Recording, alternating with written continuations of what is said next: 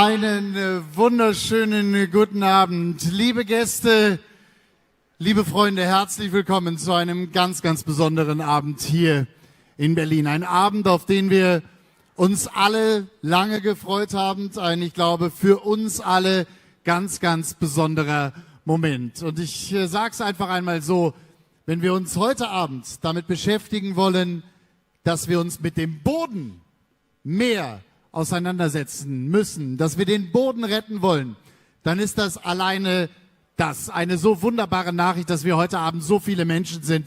Fast 2000 Berlinerinnen und Berliner aus ganz Deutschland, aus ganz Europa angereist. Herzlich willkommen zu Safe Soil. Schön, dass ihr da seid.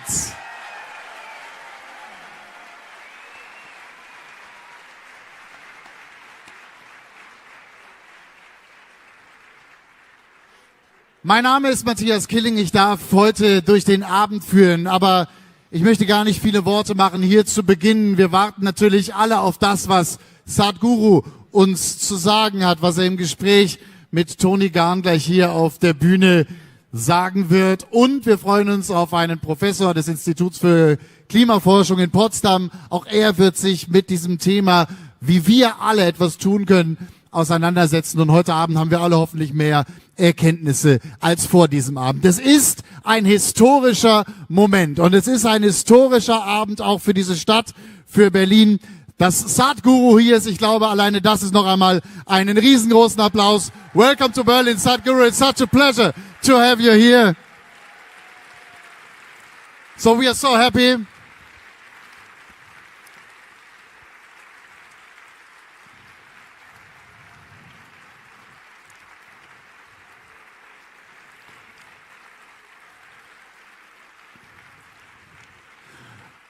Und das ist eigentlich eine ganz schöne Idee. Ihr winkt gerade alle. Wenn wir jetzt gleich nochmal das Bild zeigen, vielleicht können wir alle mal gemeinsam winken. Wenn ihr alle mal winkt, weil ihr euch freut, dass ihr gemeinsam hier seid. Heute Abend, hallo Berlin!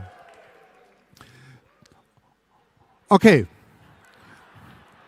Das ist auch schön, oder? So kann man, aber für mich war es ein wunderschönes Bild, wie ihr alle gesungen habt. Es gibt ein ganz, ganz großes, ein wunderschönes Sprichwort für diesen heutigen Abend und das wollen wir gemeinsam einmal hier, ich will nicht sagen erarbeiten, ich glaube, das kriegen wir alle hin. Ich sage, es geht um den Body. Das Sprichwort lautet my body, your body, body, soil. Das heißt, ich werde sagen my, ihr sagt body. Ich sage your, ihr sagt body und dann sage ich body und ihr sagt soil. Wollen wir das gemeinsam einmal machen? Amsterdam hat da vorgelegt. Ich habe das Video gesehen, ich glaube, das kriegen wir aber noch besser hin. Hier in Berlin ist eine große Tournee, auf der Sadhguru ist, eine Reise, über die wir gleich sprechen werden. Aber erst einmal dieser Wahlspruch für den heutigen Abend. Ich sage, my, your, body. Ja, das ist klasse und genau diese Energie wünschen wir uns für den heutigen Abend, für eine Reise, die eine besondere ist. 100 Tage. 30.000 Kilometer auf dem Motorrad. Ist das nicht ein Wahnsinn, oder?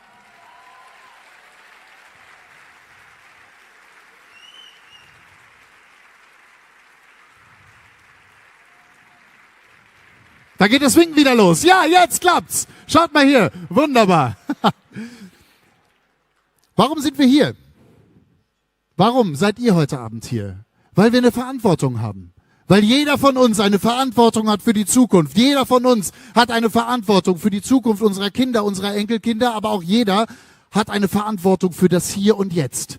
Und während wir heute Abend 2 Stunden lang miteinander sprechen, wenn wir diesen Abend genießen, in diesen 2 Stunden werden auf der gesamten Welt, und das ist eine unglaubliche Zahl, wie ich finde, 2000 Fußballfelder nährstoffreicher Boden vernichtet. In 2 Stunden. Wir müssen jetzt was tun. Wir müssen jetzt in Action gehen. Wir müssen jetzt darüber reden. Wir müssen die Botschaft verteilen und jeder von uns muss etwas tun. Leute, das ist die Verantwortung unserer Generation und ihr seid hier und ihr werdet dieser Verantwortung gerecht und dafür jetzt schon ein riesengroßes Dankeschön. Sonst wärt ihr nicht hier. Ich freue mich darüber, dass ihr da seid.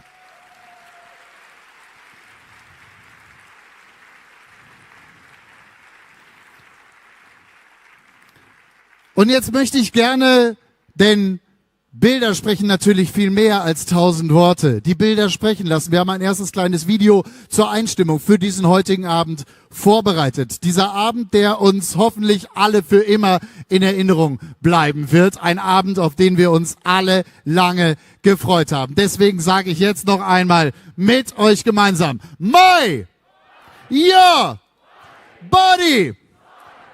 Und dann Film ab. Darum geht es heute Abend.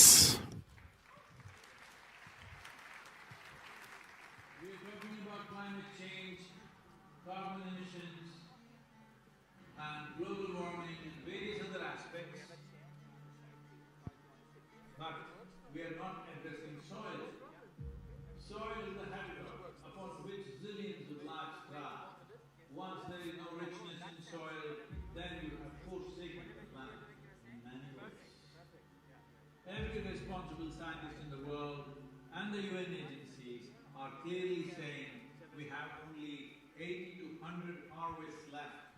That means approximately 45 to 50 years of agricultural soil left on the planet.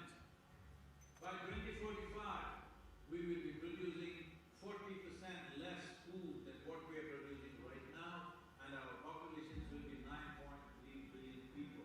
The food shortages that could manifest in the next 25 years. The consequences of that is unimaginable. Civil wars will unfold across the world once there is food shortage. What we are facing now is soil extinction. Why is soil becoming extinct? Where is it going away? What is happening to our soil? We must understand, if you add organic content to sand, sand will turn into soil. If you remove all organic content from the soil, soil will become sand. In normal agricultural soil, the minimum organic content should be between 3 to 6%. The most minimum is 3%. At least this minimum to keep the soil alive, to keep the soil as living soil, is a must.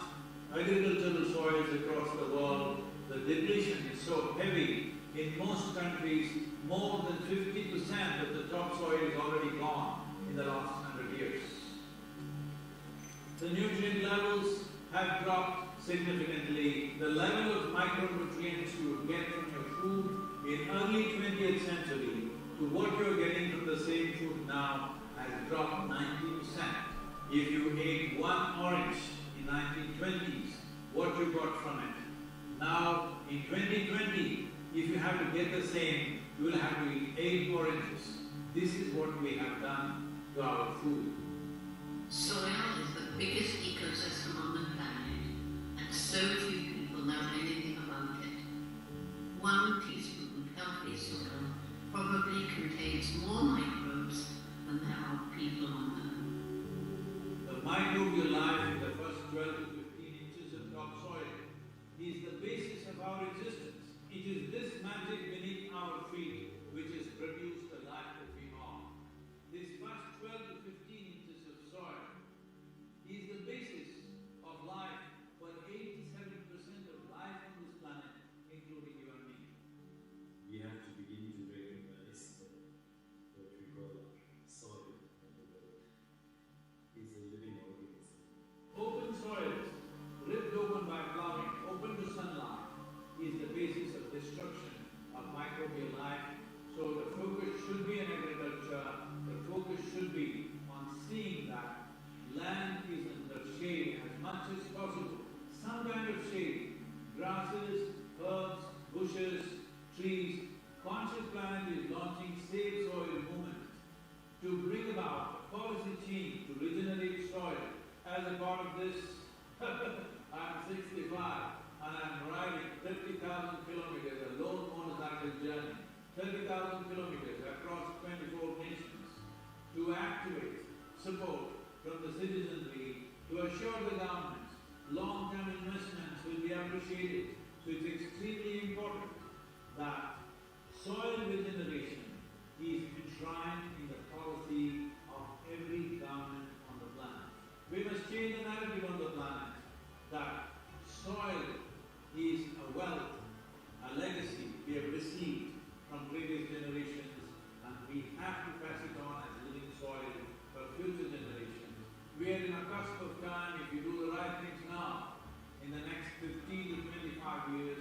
we can significantly turn this situation around and regenerate the soil. But if we allow this to progress like this for another 30 to 40 years, after 40 years, if we attempt this, then it will take 150 to 200 years, because that much loss of biodiversity would have happened. From 21st of March to 100 days, the whole world, every human being on the planet should talk soil. We must hear the word soil, save soil everywhere, to see that the narrative on the planet changes towards the most vital aspect of our life, the soil. Each one of you should reach as many people as you can to make this happen. Many global leaders and influencers are already participating in the movement. Be a part of this and let us make it happen.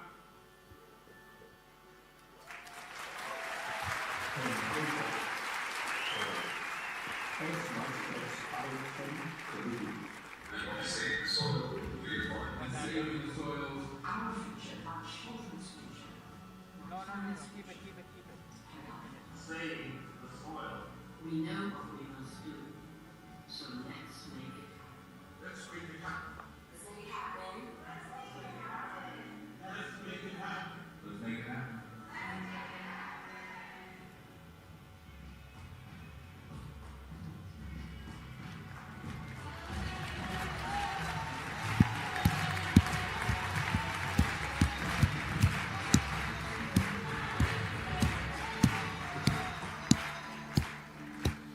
Let us make it happen. Was für ein einfacher Satz, in dem so viel Verantwortung steckt. Und ich weiß nicht, wie es euch geht. Ich habe jetzt, während ich diesen Film gerade noch einmal gesehen habe, viele Gedanken gehabt über Verantwortung. Ich habe aber einen Gedanken gehabt und den würde ich gerne mit euch teilen. Wir sind eine Gesellschaft geworden, die vieles zu selbstverständlich nimmt. Ich glaube, dass es in den letzten Wochen, während dieser fürchterliche Krieg in Europa herrscht, auch noch einmal ganz deutlich geworden, dass wir Freiheit, dass wir Demokratie schätzen können und dass wir das Ganze mehr ehren und mehr verteidigen müssen. Ich glaube, das ist mittlerweile jedem klar geworden. Aber wir müssen auch den Boden, jawohl, vielen Dank. Ich glaube, das haben wir aber mittlerweile alle verstanden.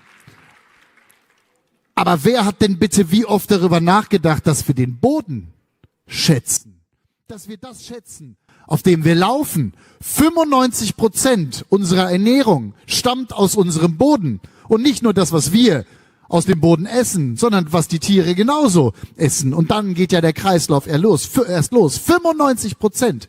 Das heißt, wir müssen anfangen, und zwar jetzt, den Boden mehr zu schätzen. Deswegen der heutige Abend, deswegen die nächsten 100 Tage, deswegen diese Reise von Sadhguru. Und wir alle werden im Kleinen etwas dafür tun. Wir werden diese Botschaft weitertragen, indem wir es posten, indem wir bei Social Media davon erzählen, indem wir unseren Familien davon erzählen, unseren Freunden davon erzählen. Die wiederum erzählen es weiter. Und wir alle tun vor allem auch eins. Wenn wir in die Natur gehen, wir machen uns mehr Gedanken darüber, den Boden, die Natur, das, was unser Lebenselixier ist, zu schätzen. Ich glaube, da können wir alle etwas tun und wir werden alle gemeinsam etwas tun. Dankeschön dafür.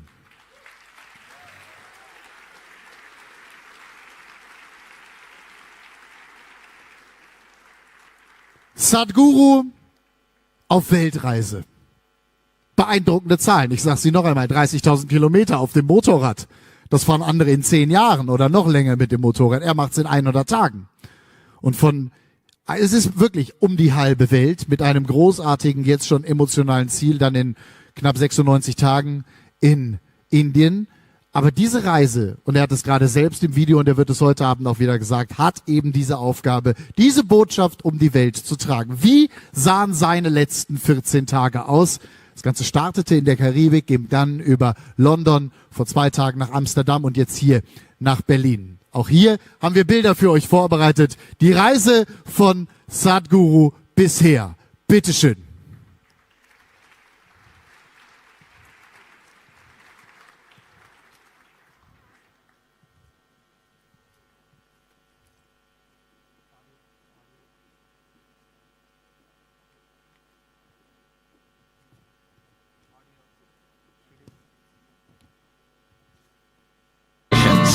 These pearls of the ocean, which are the Caribbean nations, are going for this first.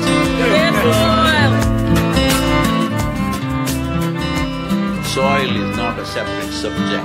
If we are interested in health, if we are interested in agriculture, if we are interested in the well-being of the citizens of today and the unborn child of tomorrow, attending to soil right now, attending to the soil biodiversity right now, this is a must-do thing in our life.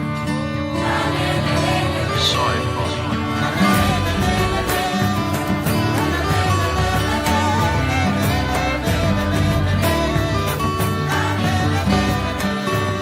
The only thing that we hated about you were you were not opposite side. Always. But otherwise, we couldn't help loving you.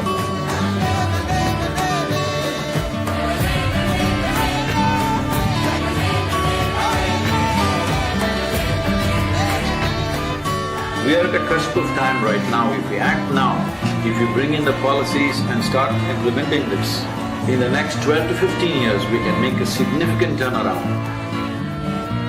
So this memorandum of understanding that we are signing, it will also bring some technical assistance to the Caribbean region.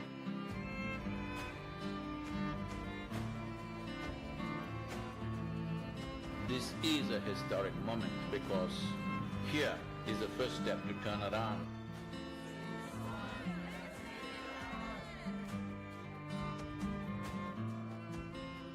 Sadhguru, welcome to the Daily Show.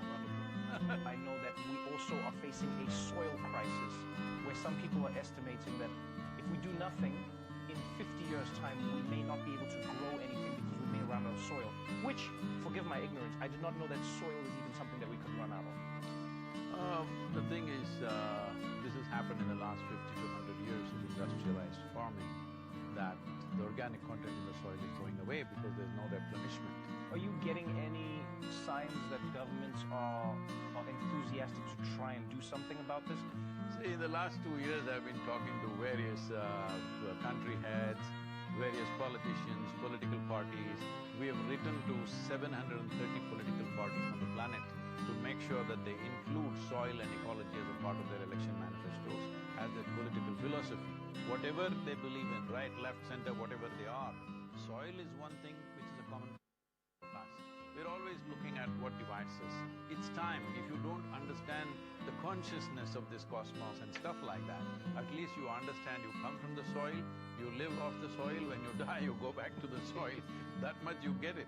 So this is something that you're very concerned about, and rightly so, that there's a problem with the topsoil in America. 50% of the American farmers have not seen a dollar in the last 12 years.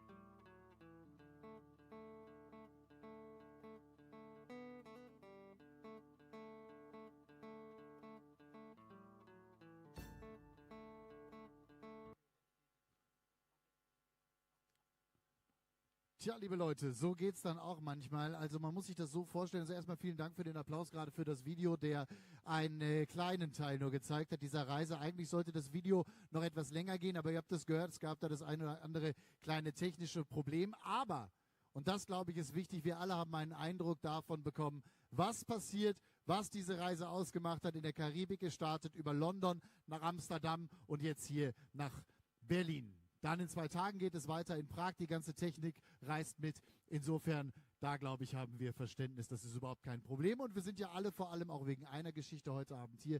Wir wollen ihn sehen, gemeinsam im Gespräch mit einer wunderbaren Frau. Zuerst 2 Worte zu ihr. Eines der ganz, ganz großen Topmodels. Sie hat für alle großen Marken dieser Welt gearbeitet. Aber das, was noch viel imposanter neben ihrer einzigartigen Karriere auf dem Laufsteg oder für die Fotos ist, das ist vor allem ihr soziales, ihr gesellschaftliches Engagement. Seit 2014 ist sie Botschafterin für Plan International. Sie hat dort eine große Kampagne begleitet. Da ging es um das Thema Rechte von Frauen, Rechte von Mädchen und dafür setzt sie sich auch mittlerweile mit der Toni Garrn Stiftung ganz persönlich wirklich in einem großartigen Ausmaß ein. Ich freue mich sehr, dass sie zu uns kommt, gemeinsam mit ihm. Sein Motorrad steht in der Garage, er ist bereit für die Bühne und jetzt holen wir die beiden hier auf die Bühne. Herzlich willkommen, hier sind Toni Garrn und Sadhguru.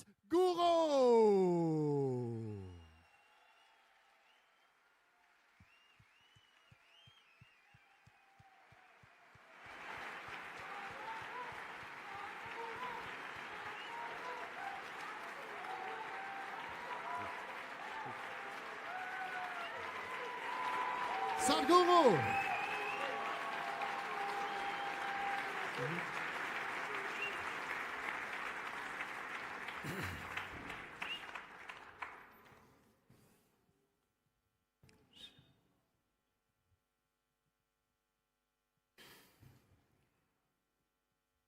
Kalo na janati tava jananam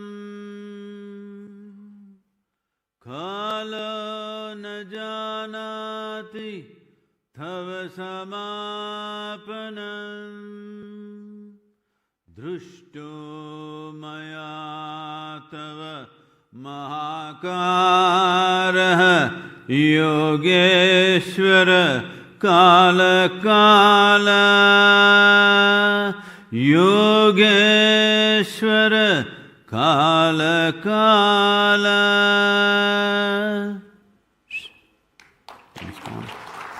Good evening, everyone.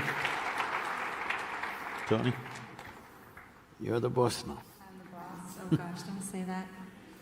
Hello, everyone. Good evening. Sadhguru, welcome to Berlin. Thank you. It is a huge honor of mine to welcome you to Germany, welcome you to Berlin. It is such an honor. I can't believe I'm sitting here. I was asked to do this yesterday, so bear with me, everyone. First of all, I'd like to say thank you for you to go on this incredible journey, spread this very, very, very important message of saving our soil. We all begin as soil, we all end as soil. It is one of the most important messages of our lifetime. I was aware of the issues around soil through some agriculture nerds, I would say, in New York that have always taught me monoculture is a bad thing, biodiversity farming is so, so important. What I was not aware of and what really struck me as crucial and so horrible is the deficiency of nutrients that we're eating in our food now. I have an 8-month-old at home that I'm trying to feed healthy food every day. My first question to you is, how is it possible to eat ourselves, but feed the next generation vitamin-full, nutrient-full, healthy nutrition? That's a tough job if you're living in the world, unless if you're living in an urban center, it's definitely a challenge, because for that you have to live on a farm and grow your own food, which is definitely not practical. So we have come to that place where the nutrient levels are coming down significantly, and various substitutes are being talked about. People are talking about all kinds of other alternatives. One alternative is, of course, popping pills, and to what extent means I must tell you, I was driving in Los Angeles just last month, and I see a 15-floor building, that size hoarding, 15-floor building size hoarding, full building-sized hoarding. The only words on it is, "My favorite pharmacy." I thought, when did pharmacies become a favorite place to go? Next thing is, I was looking for a board, "My favorite hospital," "My favorite cemetery," somewhere. These are all places we go to when it's inevitable, all right? Nobody… see, when you say a place is favorite, that means you want to visit that place. It's like a favorite restaurant, a favorite holiday place. Favorite pharmacy, favorite hospital, favorite cemetery, no, because these are places you go only when you must go, not otherwise. But what they mean by this is that today, particularly in United States, they've become very conscious that there is not enough nutrient in the food that they are consuming. So everybody is popping dozens of pills, healthy people, I'm not talking about sick people. Very healthy people are popping dozens of pills because micronutrients are missing. Today there's enough study to show various chronic ailments that we are suffering, including the incidence of cancer and children suffering from ADD and various other ABCD, you know, all the 26 alphabets. Largely or partially could be because of nutrient deficiency. There is substantial study to show that the amount of psychological or mental illnesses that people are going through is also because of nutrient deficiency. There is very significant studies in this direction now. Today, you know, all of you must know that about a year ago or maybe 6 months ago, the WHO warned the world that we are heading towards a mental illness pandemic. When we use the word pandemic, what it means is, that is, if we sit in this hall, if one person has got something, we may all get it. We are all susceptible, that's a pandemic. So when we talk about mental illness pandemic, they're talking about a suicide pandemic. It is some of the studies, hope this won't come true, they're saying by 2050, up to 2 to 5% of the human populations could be aspiring to commit suicide. Last year, in 2020, in Japan, more people committed suicide than the number of people who died of the coronavirus. So we don't really need the virus, I'm saying. So, all these things happening, one way or the other related to soil, because who we are right now here is just a consequence of what's happening in the soil. Today everybody understands without the gut microbiome, you cannot digest the food that you eat, you have no assimilation of nutrients. And this is the same with the soil also. In the soil, the same is true. Without the help of the microbiomes or the microbial activity, without all those complex little life that is there, plants cannot get its nutrients. So if don't do this experiment, it's very cruel. But if you take a tree, don't damage the entire tree, just take off all the leaf from the tree. It will try to sprout back, take it off, take it off. A tree will die within 12 to 18 months because only if the tree captures the carbon from the atmosphere, converts into carbon sugar and pumps it down into the soil, the microbes will give them food. Essentially, if the tree runs out of cash, this is the cash. Carbon sugar is the cash with which it buys its food. If you deprive it of its money, then it will die without nutrition. So, this green leaf is that important. If we have to go back to the history of this, because I see a lot of green shirts out here So, this happened maybe scientists say approximately 1 billion years ago.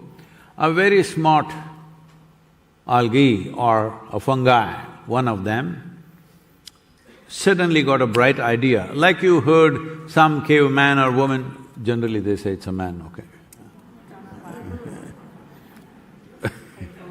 But you know, about who discovered the fire and learned how to cook their food with this fire. Maybe it was a woman, but because she set fire to the man, they said a caveman was on fire.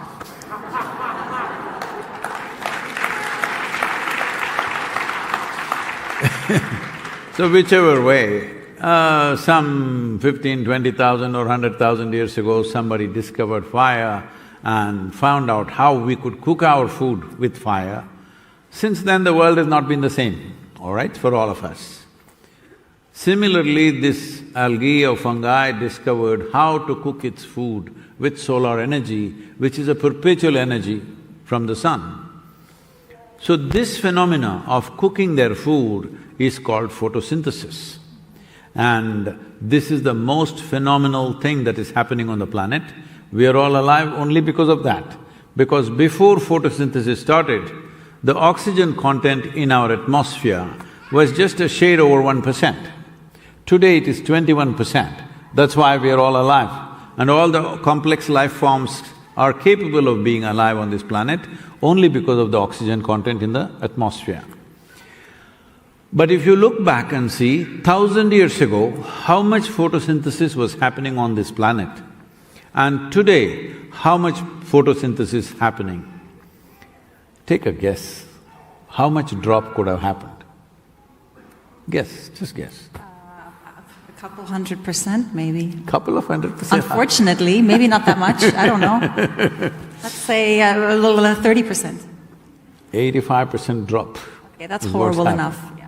85% drop in photosynthesis has happened. Never before planet has been this bare. All agricultural lands are bare, urban lands are paved. They are plowed, these are paved. This is the main problem. So, everywhere all these, online scientists, or let me call them WhatsApp scientists, they read 2 messages and they become scientists. All these people, if you say carbon, they say, oh, poison. Carbon is not poison. We're all carbon life, hello? We're made of carbon. Every life that you know here, worm, insect, bird, animal, tree, everything is made of carbon. What we call as life itself is a carbon chain or a carbon cycle.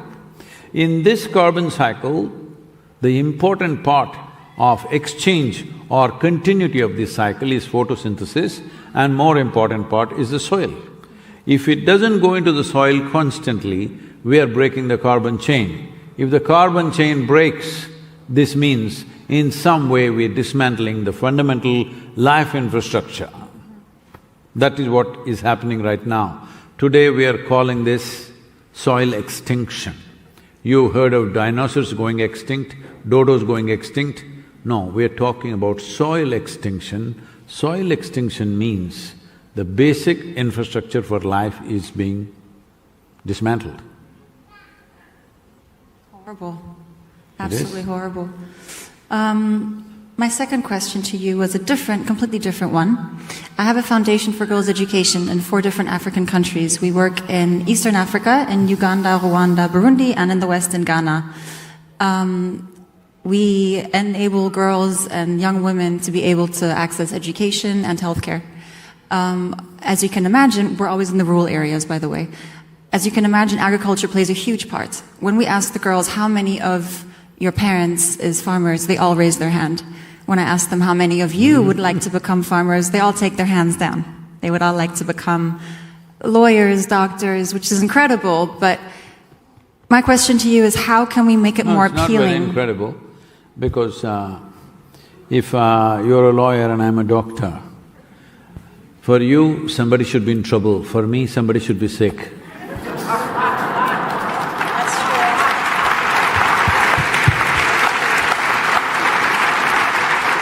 That's true. You would think being a farmer Farmers means incredible. That means somebody's eating good food.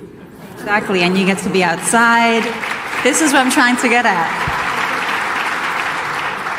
Basically, my question is how can we make it more appealing, because these young girls have only seen their poor parents that have not been able to provide properly or create a business out of this incredible soil that I thought Africa has very nutrient-full soil. But yet they live from the hand to their mouth and they don't want to become farmers, but we need them to become farmers, correct? See, this problem is not just in Africa, it's across the board, everywhere in the world. For example, in India, over 60% of Indian population are farmers right now. But we have not asked the children because we may draw 0. So we have asked the farmers, how many of you want your children to be farmers? Not even 2%. So, this magic of converting mud into food is not a small thing. If there are highly educated people here, if you're an MBA or even if you're an MSc in agriculture, I will give you 10 acres of land and ask you to grow 5 different varieties of crops for me. Please don't torture the child, huh?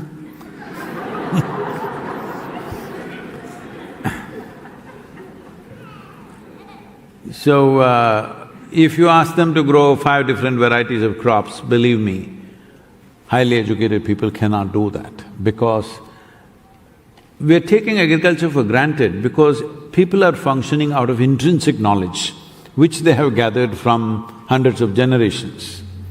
So if this generation goes away in another 20 years or 25 years, who is going to perform this magic of mud to food?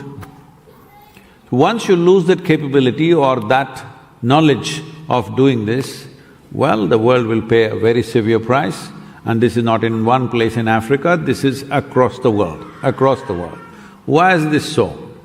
Why this is so is, see, for example, in United States, I'm taking United States as an example because one thing is it's the most affluent nation, another thing is a whole lot of things are better documented there than anywhere else. 50% of the American farmers have not earned a single dollar of profit in the last 12 years, 50%. And the highest suicide rates among any professions in America is among the farmers. Whole families shooting themselves. Because for years on end, if you don't make a dollar, how do you survive? Loans will grow, input costs will grow, then you have no way to survive. The only way is to lose the land. So this is happening in India also, I'm sure it's happening everywhere else. In India in the last 20 years, 300,000 farmers have committed suicide. Everybody says, oh, it's because of the bank loan, it's happened because of this, because of that. I'm asking you, any one of you or all of you, if you were a farmer, you were on the land, whatever loans you have, whatever troubles you have, if not for commercial purpose, even if you could grow food for your own family, would you kill yourself? Hello? Definitely not, isn't it? With Africa, the problem is migration. By 2032, it is expected there will be a migration of 1.2 billion people from across the world to urban centers. In India alone, 220 million people will migrate. Why are people migrating? If there was food on the land, why would they go somewhere? When people migrate in unplanned ways, because the countries that you mentioned, this is a massive problem in southern Europe, where when people drag their wives and children and try to go to another land where they don't know the language, they don't know how to live, how to survive, nothing, simply they're coming. What happens to children and women in this whole journey is most horrendous. And how they get exploited when they come to this new place is unspeakable. Terrible things are happening. Everybody keeps their mouth shut because these people have no identities, they have no ID card, nobody knows who they are, whether they live or die, there is no account of any kind. So this is happening. If you want to prevent this, if we want to stem migration, people who consciously migrate to some other place, it's their choice. But people who are forced to migrate because there is no food to eat in the place they are, that's not a fair thing. Food must always grow where people are, it's very, very important, not somewhere else.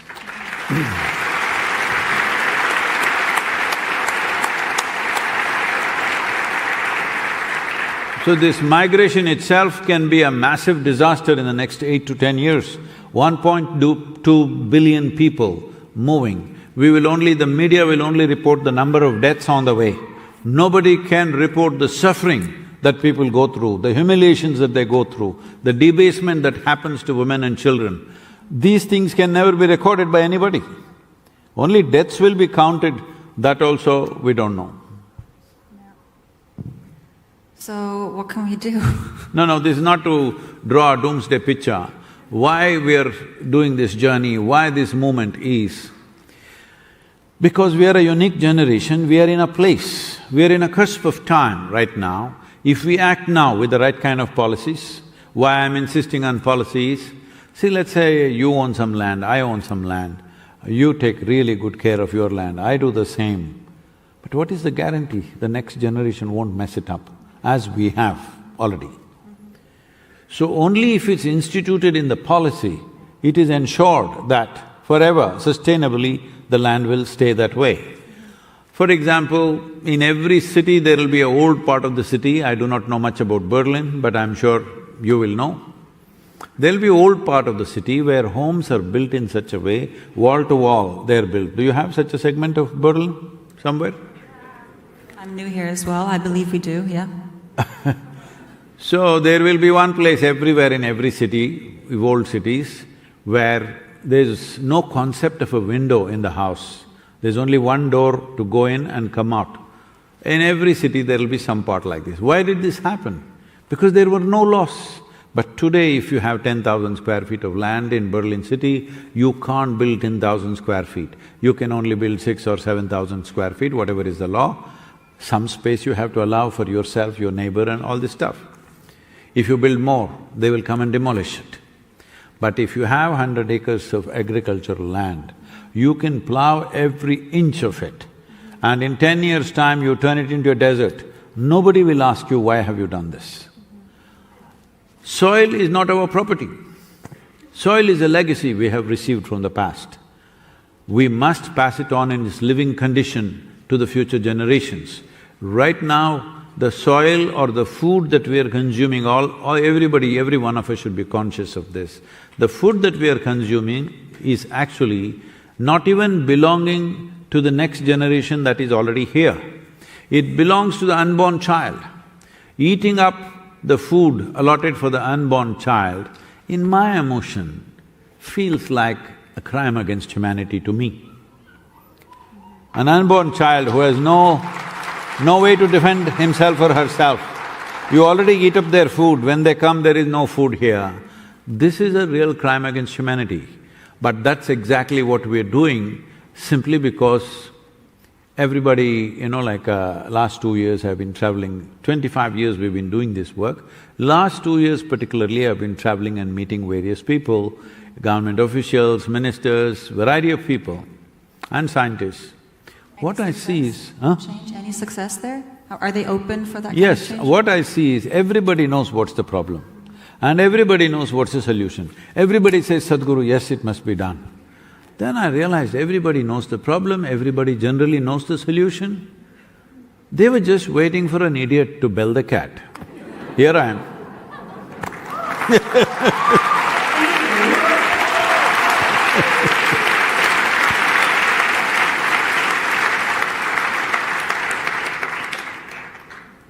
It is so important. It is the most important message of our time, I believe, and it's so great that you're doing this on a motorbike. I really hope you love riding a motorbike, by the way, because this journey sounds absolutely incredible. I asked your team how many are riding with you. They said nobody. It's always you by yourself on a bike. Yeah. Wow. Well… It's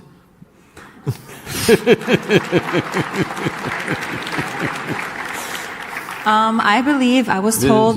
this part of keeping social distance, Of course, If you ride this is no, all no, we not do. this. Motorcycle, if you ride fast, nobody's around you. Of course, it's so smart. And you could go as fast as you like. You don't need to pay attention to any slow drivers. You get to get there and speed it all up. Speaking of which, I was told I have to keep some time to leave questions from the audience. I don't know if this is the right time to do this, but if any of you have any questions, you can start raising your hand and we can take questions from whoever would like.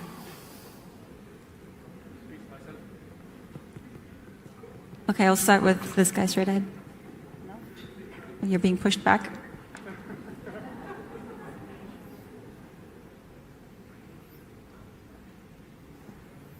Oh, he's getting a mic, okay. Namaskaram, Sadhguru. Oh, sorry, please if you could mention your name and where you're from. My name is Vikram. I'm from India.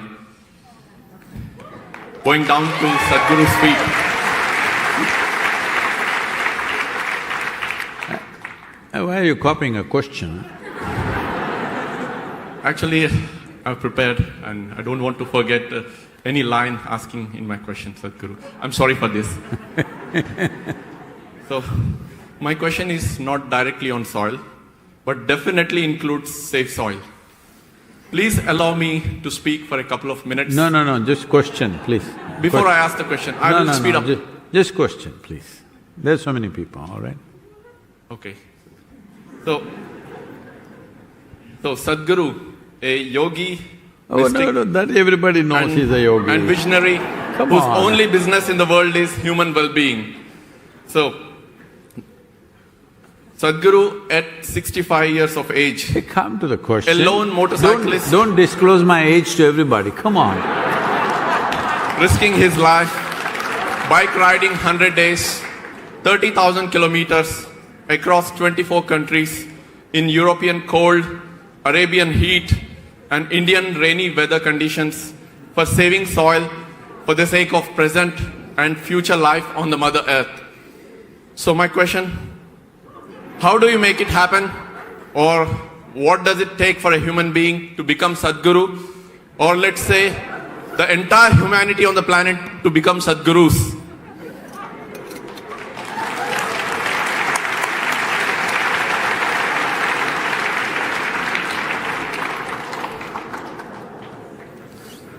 See, we are in a democratic setup in the world, largely. Most nations are democratically ruled. What this means is that actually in Tamil language, it is appropriately described, the word democracy in Tamil means Jananayakam. That means people's rule, or people are the rulers, that's what it means, that's what it is. So the most important thing about democracy is whether you are a king or a pauper, whether you have a full brain or a half brain, you're a guru or no guru, you're a man or a woman, whatever you are, you just got only one vote. Hello? One person, only one vote. So at least on one level, everybody is leveled out. After that they can climb, somebody's, upper region, somebody in the lower regions. That happens in a society, you can't help, and it's okay. But every 5 years, everybody is leveled down because everybody has only one vote, and you also have one vote. Vote, I will leave it to you, what your discretion is about how you use your vote, I will leave that to you. I don't want to get political. But your voice is as important as your vote. Your voice is also a mandate for the government. Till now, in any country, just in any country, have people expressed, at least 60% of the voting population, have they expressed that we are concerned about the long-term issues of this nation? No, they're just asking, we want 1% discount in tax, we want this benefit, that benefit, and that's what they're getting. The whole administration and policy making is always about taxes, petrol price, this price, that price. This is all the entire world's economy is discussing about. Once in a way, in these UN-related, agencies having these conferences, there they're talking about how to fix the world.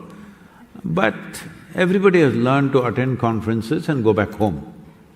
Conference attending itself has become one kind of profession these days. Really. I used to at one time, I was attending a lot of these world peace conferences, there are lots of them happening. One world peace conference I went to, I don't want to mention the place or the name because there are too many prominent people there. There were 42 Nobel laureates in the conference, peace conference. Then I'm like this, I will go and sit in the front row because I want to listen to every word. I have not gone there for entertainment. So this was going on the second or third day, afternoon at 2 o'clock, one Nobel laureate comes on stage and goes behind this thing, and he's come with a bunch of pages, he opened it up, and at 2 o'clock in the afternoon he started reading. I was just counting the pages. 42 pages he read, without looking up even once. He just read 42 pages. I looked around, the hall was really peaceful. Literally everybody except the security and staff who were standing and myself, everybody were dozing. Then my chance to speak is just after this man.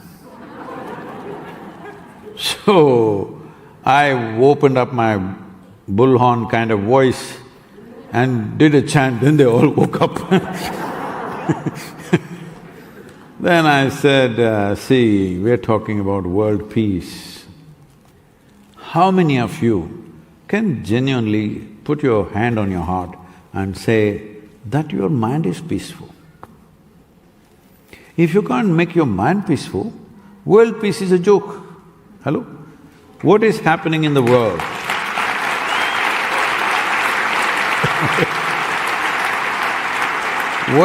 What is happening in the world is just an enlarged manifestation of what's happening in human minds. If human minds were really peaceful, why would the world not be peaceful?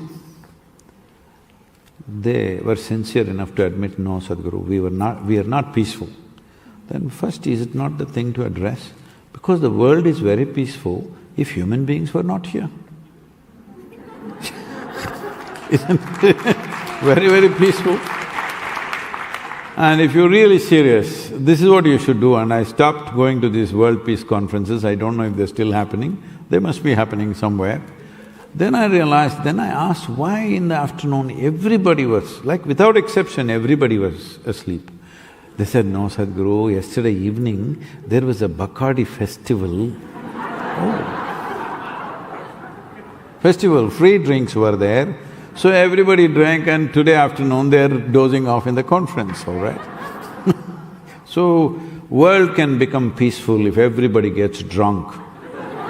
World can become peaceful if everybody is drugged out. World can also become peaceful if all of us are just dead. But that is not the way to become peaceful. To be dynamically active, to be involved and still be peaceful. For this, individual people have to become peaceful. Just like that. Now coming to the soil, see the problem with the world is this, when people have to get something, they're all special people. Oh, why I didn't get my share or my rights and everything. When they have to contribute something, they become so small. I'm just a small guy, you know. I must tell you this happened long time ago, in 18th century, this happened. People believed there are other people on the moon. And they decided they want to talk to them. Let's say it's Berlin. They decided we must talk to them, who is there on the moon. How to communicate? They said if all of us come on our rooftops and really shout in one voice, they will hear and let's see what they say. Because moon is just here, right? This happened, a joke inside a joke, okay? Are you all right? Are you all right? Shankaran Pillai went for a job in… Even you know Shankaran Pillai? Shankaran Pillai, you don't know him, I'm introducing. He's a South Indian man, okay? Not a person, he's a man. So he went for a job interview in Bangalore. So the interviewer was looking at various things and then he asked one question. Which is closer, moon or Mumbai? Shankaran Pillai said, moon. He said, how do you say that? How is moon closer than Mumbai? He said, I can see the moon, I can't see Mumbai.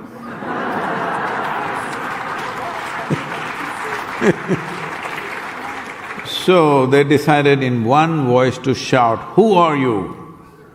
But who are you, like let us make it happen, it get mixed up. So in one word, we will all say who at a given moment. So that time was set, everybody got on top of the Berlin rooftops, everybody ready. That moment coming, me, I thought, what is me? I'm just a small guy. Even with the microphone, people are not able to hear. If I don't say who, what does it happen? So many big people are here, they will all say it. That moment came and it passed in total silence. This is what is happening in the world, Like Lord Billiamoria was saying, I was there for 1.5 weeks in COP26. I addressed 30 different events, I spoke to everybody that was there, but I did not hear the word soil. I spoke to a few of the environment ministers from various countries, they all said, Sadhguru, we never heard the word soil. Why? When 40% of global warming and climate change is happening because of plowed soils on the planet, why is it that we are so silent? Young people should research and find out why. You must find out why, it's very important. And you, Vikram, from India, okay? But there are people clapping for that. So, you must understand, there's many people here in this hall, maybe 1,200 people, I guess, am I correct? Around that much, I think. If all of you have a phone, that silly phone you have? Oh, I'm sorry, smartphone. See, you call something smart or you call someone smart only if they're smarter than you, isn't it? Hello?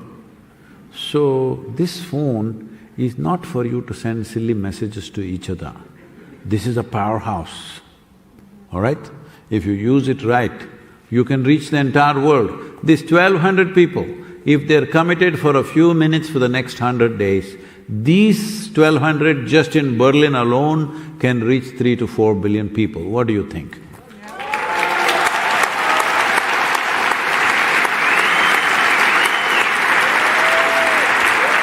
But, you know, London people are doing, Delhi people are doing, oh, even in Dubai, 10,000 people will gather. What is it? We are just 1,200 people. Let us go home and suck our thumb or drink Bacardis. then it won't work. This is the only reason why it's not happened, because human beings have not expressed their responsibility. They're acting like because we always they think don't someone belong else here. will do it. Someone else will do it, he'll do it, she'll do it. Children? We always think someone else will do it. I really like that moon story. Yeah. Yeah. Well, let's all get on it and let's all create change and let's all do it. What I really want to know is what did you say after that peace talk when you got up there? What was your peace talk? What were you saying? Do you remember? What did I say on After the Nobel Peace guy spoke with the 42 pages. Do you remember what I you said? asked them, have any one of you, genuinely can you say, your mind is peaceful? They admitted, no, we are not peaceful, because we are worried about the world peace. And hungover. If you're not peaceful, how will you ever make world peaceful? See, if my hands are dirty, the more I touch you, the more you will also become dirty. The best thing is to stay away, isn't it? So if these hands are dirty, first thing is to clean these hands, isn't it? So if this is not peaceful, first thing is to make this one peaceful. No, I want to make you peaceful. This is the problem.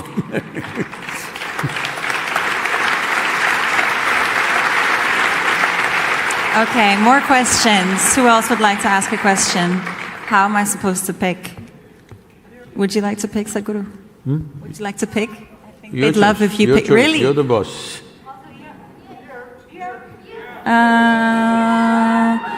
I'll have the lady here in the second row. Hey, whoever does the le jig, they will get it. Exactly. And name and where you're from, please, first. I already picked someone, sorry. What do you think? We should get Toni to do the jig, isn't it?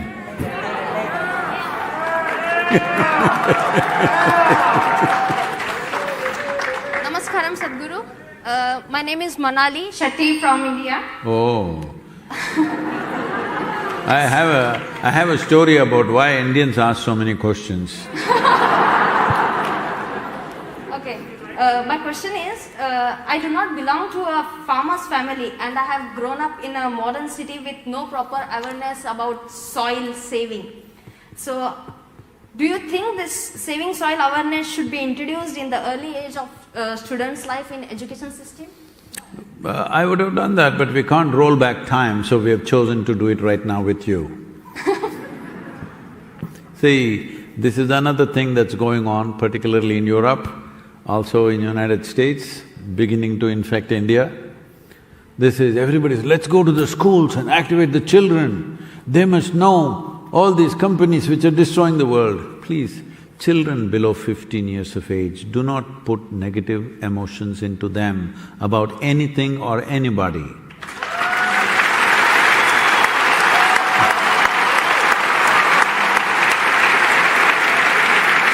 Because how a child processes negative emotion is very different from how a mature adult would do. I'm not saying all of you are mature, I'm saying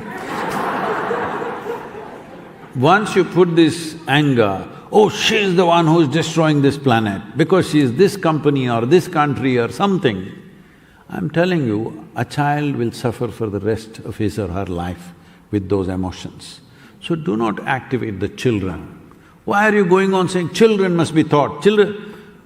You yourself have not gotten it. Why the children should get it before you? If you set an example, children will do it anyway. If you set a wrong example, children will do the wrong things. If you set a right example, they will do the right things. You are setting a wrong example and trying to preach them, then they will do utterly wrong things. Don't give preachings, set an example that you're a conscious human being who does not cause damage around yourself, whether to your life or to anybody else's life. You're not causing damage. If you set up this example, children will be fine, you don't have to educate them. They learn by observing you, they never listen to your preaching. And I'm glad they don't. Amen to that. Be a good example. Wow. Wow, that's so simple but so wise and so deep. Everyone, let's just be good examples and then the rest can follow. Third question.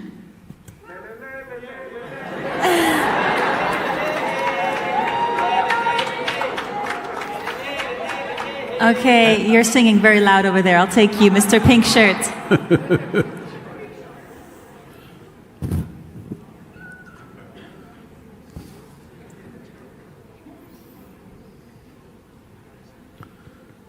Hello, Sadhguru.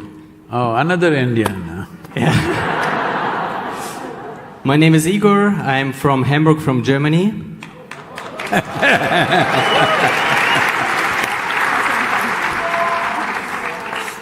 And my question is, we saw at the video that you met some people from the government in the countries where you have been.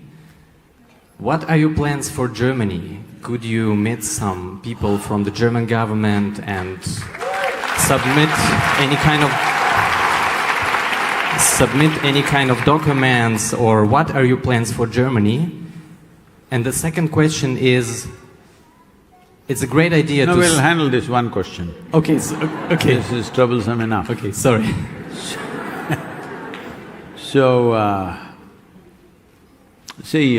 We had planned our route in a certain way that we would have come to northern part of Europe, that's let's say Berlin, in mid-April according to our initial plan.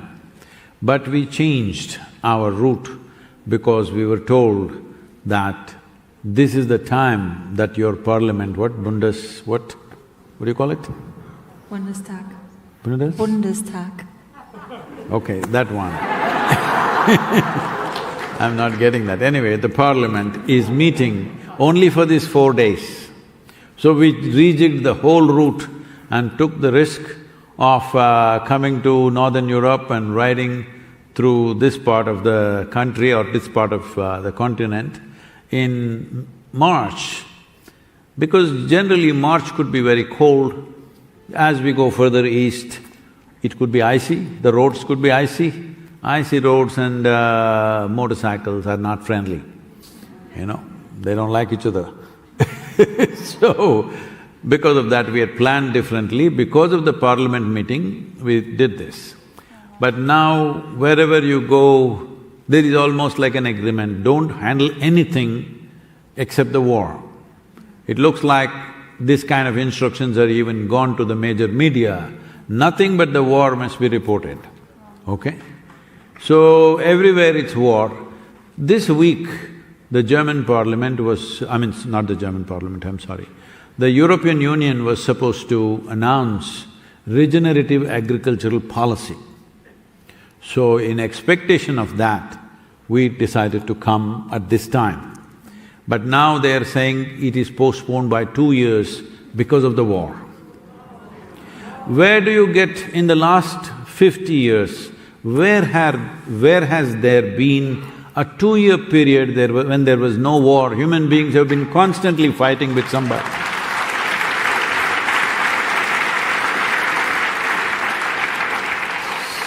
Somewhere, somebody is always waging a war. So if you postpone it by 2 years, something that is so vital, which you are about to address and now postpone it, it's very disappointing. And now they're saying nobody is available because this is happening tomorrow.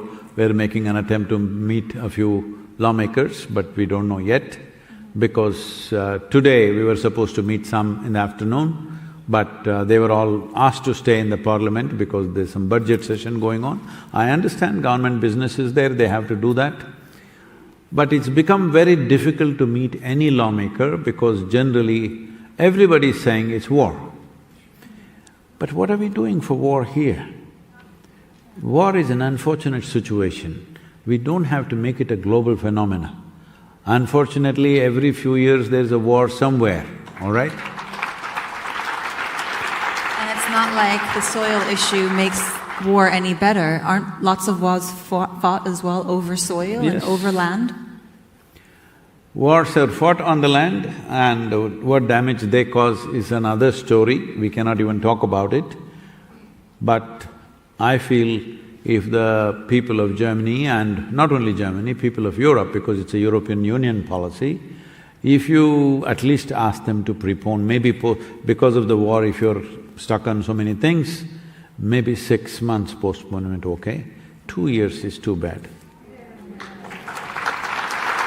Even more so for all of us to speak up.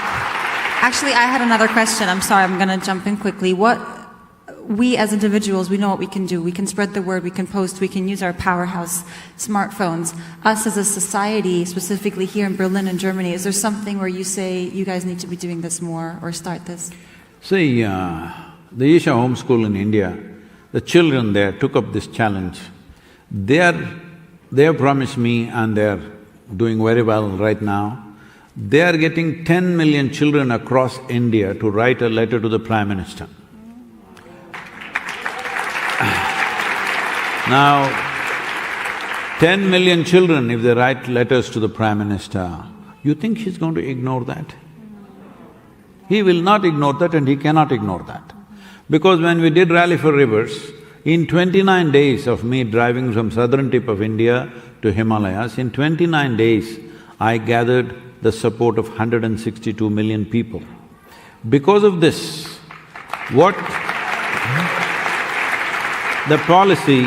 the policy document that we produced as to how to manage Indian rivers, a 760-page document, when we gave it to the Prime Minister and then it went into the Planning Commission and it went through the whole process, within 3.5 months, this became the official policy for 28 states in India. Today, as a part of Rally for Rivers, we started manifesting this plan that we made in the policy in one river basin called Kaveri. The project is called Kaveri Calling. So here it is 83,000 square kilometers of land, 5.2 million farmers live and work in this river basin. Because of the success of this project, 4 UN agencies are partners with us today, and the government, the central government, seeing the success of this project, on the basis of this project, replicating this project, they made detailed project reports for 13 river basins. And just now, 4 days ago, they announced a budget of $2.5 billion as a budget for these 13 river basins. This is the way policy moves. Well, it took us 7 to 8 years to change certain policies which are restrictive, to remove those rules so that farmers could actually plant trees on their land. And now it took another 5 years before they would allocate a budget. But this is how the government and the machinery of the government moves. But this is a sure thing, because once The government policy, once it is enshrined in the government policy, budget will come, government machinery will start moving in that direction, only then something real will happen. Otherwise, when I say fix the soil, save the soil, you go home and start fixing your garden. Well, that's very cute, but it's not a solution. It is not a solution. You fix your land, I fix my land, wonderful, but this is not a solution because 71% of the world's land is agriculture. If you don't change that, this will not change. And when it comes to soil and ecology, national boundaries are meaningless, okay? When it comes to life per se, national boundaries mean nothing, these are lines that we have drawn in our own heads.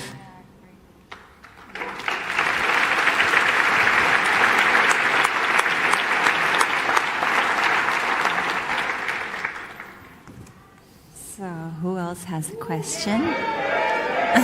So about that question, 1 second, you can all write to your local member of the parliament, or all of you can write to your chancellor, or get children to write to the chancellor, see in India we need 10 million letters. Here get 1 million letters to your chancellor, job will be done. Now we know what to do. Let's all spread that message.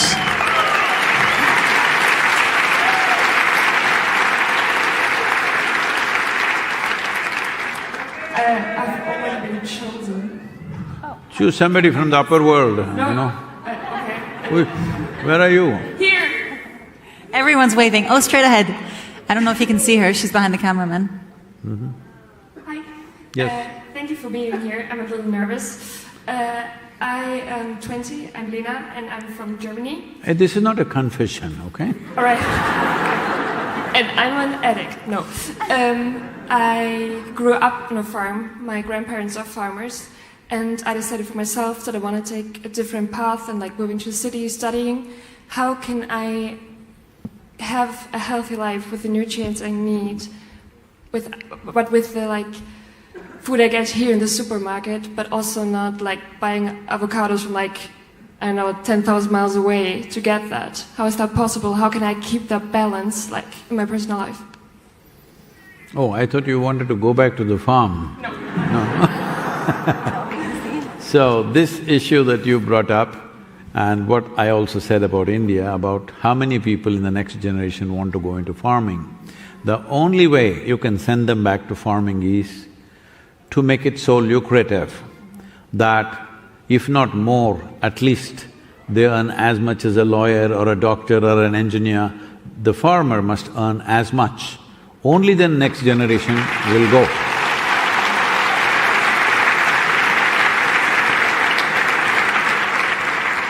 Our 20-year-old magic, she doesn't want to go back, but she wants to eat the best food, but somebody should grow it. Nothing wrong with that, you're a young woman, you can do what you want. But how to get that food? Well, in a large city, I cannot say how because you can only buy it in a store. You growing your own food is not a practical solution. If you want, you can have an avocado tree, that's easy to grow, okay? But rest of the food, you can't grow like that. It is too diverse. So one thing is, you must write to all the MPs, what do you call them, MPs? Prime Ministers? No, ministers. Ministers. No, not ministers, the local representatives, parliamentary representatives. Members of the parliament? Bundestagsabgeordnete, there we go. I grew up English speaking as well, so I'm a little behind as well. What? Bundestagsabgeordnete. Okay, to all those guys, Abgeordnete. you… Minister, ich sag Minister. You write one letter to all of them, get all your friends to write for them. Above all, as I said, these 1,200 people, you move 3 to 4 billion people, I will see it becomes part of the policy that there must be a minimum of that much organic content. If that much organic content is there, naturally the usage of fertilizer will come down. No farmer… because fertilizer is expensive, he's not going to just take it and throw it. If the land has enough richness, he will use minimum amount of it. Yes, some amount of poison is there in the air that you breathe, in the water that you drink, food that you eat, it's fine, but you're able to manage it at a certain level. When it crosses that level, that is when it is becoming a serious issue. So how much should be there? Right now, European Union has come up with a stringent law. How much fertilizer residue or how much pesticide residue can be there in your vegetables and fruits? There is some kind of a law, which I think Europe has the best law compared to any other part of the world. So, that is there to limit that, but still to get fresh food. Fresh food means this. See, in the yogic culture, people keep asking me, Sadhguru, how is it that you are so energetic? How many things are you doing in your life? How is it that you sleep so little? Well, people it's like this. I was at the Denver airport, about 25–30 people came to see me off. It was not announced, but somehow they find out and they come to the airport. And they all brought flowers and they're singing and dancing and happy, laughing. So one of the airport officials asked, why are they all so happy? I said, they're happy that I'm leaving. Because I was here for 4 days. These 4 days they have not eaten properly, they have not slept properly, day in and day out because I stay awake, they also stay awake. Non-stop work has been going on, they're celebrating that I'm leaving. So, how is it? Thing is just this.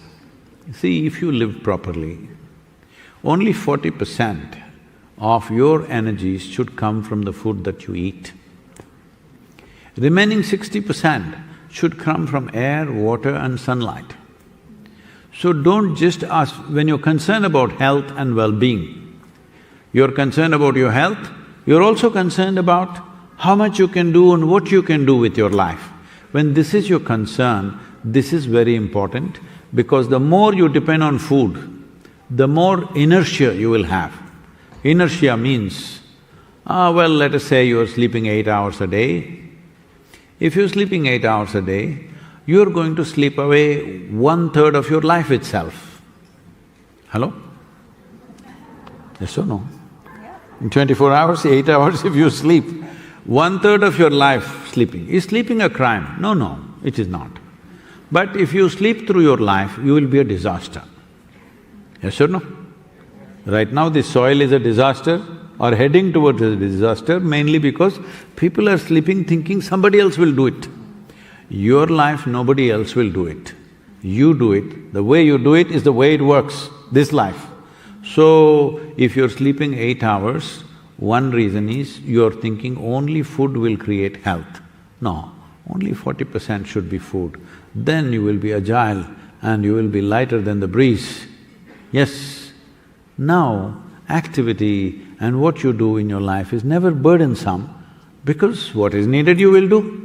See, if you're a little heavy, you want to get up, can you do it? For me. If you're light, boom, you'll get up. You look at a child, before you tell him, he will run, isn't it? Before you tell them anything, they're already there. Because they enjoy moving their body. They just love it, just to run and hop and jump for no reason. Simply because body is feeling like that, joyful. So, to become like this, you need to do certain things, not only about how you eat, yes, it's important, how you breathe, how you drink water, not only what you eat, but how you eat also you must bring. In this group, I can't do all this, but you must pay some attention about this. Above all, see, Germany is a nation known for its engineering. For example, when would you say a machine is well engineered? When it does just what you want, all right? If your car behaves the way you want, you say, this is a great car. If you want to go like this, it goes like this. This is not a great car. Right now, just look at yourself. You say you want to be peaceful, it does something else. You say you want to be joyful, it does something else. You say you want to be loving, it does something else. Today is my birthday, I'm not going to fight with anybody, boom, that day.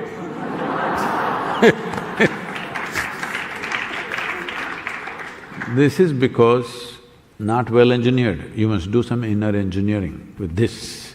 If you do that, whatever kind of food comes to you, You can do wonders out of it. About food, one thing you must do is you must eat the food fresh. When I say fresh, this word fresh has been forgotten in the West. The Western societies, what is fresh is forgotten. I don't know how many of you still go in the morning to the bakery when the bread is just being baked and it's smelling wonderful, you buy that loaf and come and have breakfast. Is anybody still doing it? French are doing it a little bit. Actually, with bread, yes. Huh? With bread, yes. Yes? But I think In Germany? Me, yes, but I'm a huge bread person. Okay. But generally, most people are buying bread which is a month old or 2 weeks old or whatever. Yes or no? And everything is old like this. Most of the meat that people are eating is weeks old. See, in yogic culture, if you cook anything, within 90 minutes or 1.5 hours, you must eat it. After that, we won't eat. Because it'll gather inertia, it's called tamas. Once tamas comes, body becomes lethargic. So, right now, if you don't keep your mind well, if you don't keep your mind exuberant and joyful, then you enjoy lethargy. All you like is you want to sleep. Sleep is a way of dodging life, isn't it? Hello? Hello? Oh, you know, not bad. You think anyway somebody is going to say yes. Save soil. Not bad. So, from now on, you just have to pay a little attention. There's a lot of material we've put out about food and inner engineering. Please look it up because how you keep this machine. This is the most sophisticated machine on the planet. Do you agree with me? Yes. This machine, have you read the user's manual? If you don't read the user's manual, you're operating it by accident. Accidentally, sometimes you're happy, sometimes you're joyful, sometimes this. If somebody does something, boom, it'll plummet. This is very important. How you are or how you experience your life must be determined by you. What you do in the world, there are many forces what to do, according to them you have to do. But how you are within yourself must be determined by you and you alone, yes or no?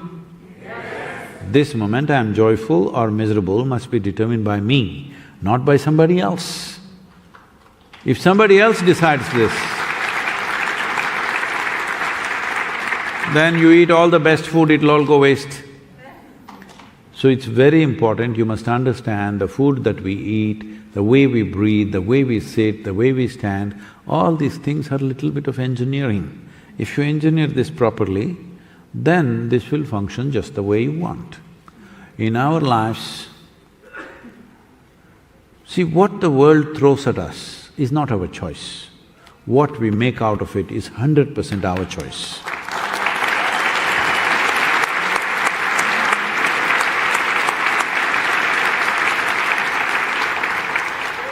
I think we have time for one more question. Okay, I can't not see the jacket. I'm gonna take the jacket, lady. Now she sat back down.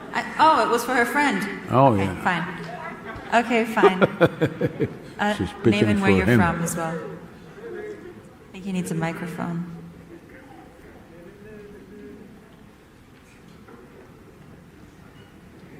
Hey, your partner she's a good campaigner. Give her to me for give her to me for 100 days, huh?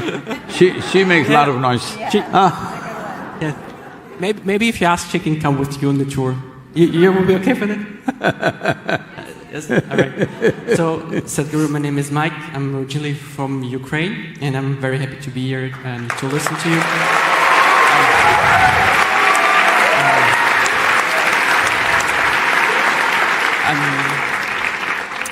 So my question is the following. You've been talking a lot about policies. What do you think about technology? What can that do for a soil? Because if you go to Silicon Valley, for instance, right, all people say technology solves all of our problems. What do you think about that? What can technology do in this issue for us?